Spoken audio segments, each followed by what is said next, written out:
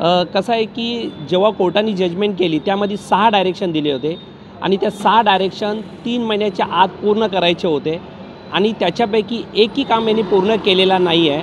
त्यामुळे मी as a petitioner म्हणून मला कंटेम्प्टची नोटीस मारणं भाग होता। ती नोटीस मारलेली आहे। मी 7 दिवसाची मुदत दिलेली आहे आणि या 7 दिवसामध्ये जर त्यांनी याच्यामध्ये कोणताही पुढची प्रोसिजर किंवा कोणता पाऊल उचलला नाही तर मी निश्चित अवमान याचिका लगेच आता दाखल करणार आहे। कारण कोणताही काम महानगरपालिका असो, रेरा अथॉरिटी असो, शासन असो यांनी आणि रजिस्टर ऑफिस असो यांनी काहीच याच्यामध्ये काम केलेला नाही आहे।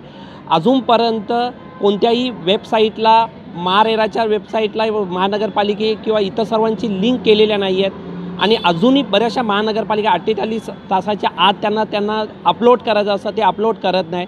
त्यामुळे मी तशी त्यांना नोटीस मारलेली आहे। नोटीस मी पहिल्या सर्वप्रथम शासनाला मारलेले आहे कारण शासन माझ्या याच्यामध्ये पार्टी होतं। दुसरं मी महारेराला मारलेली आहे, रेरा याच्यामध्ये इन्वॉल्व होतं। तिसरं मी महानगरपालिकाला म्हणजे KDMCला आपली मारलेली आहे आणि चौथा मी याच्यामध्ये रजिस्टर ऑफिस ज्यांचे आजही रजिस्ट्रेशन चालू आहे त्यांना चौघांना मी ती कंटेम्प्टची नोटीस मारलेली आहे।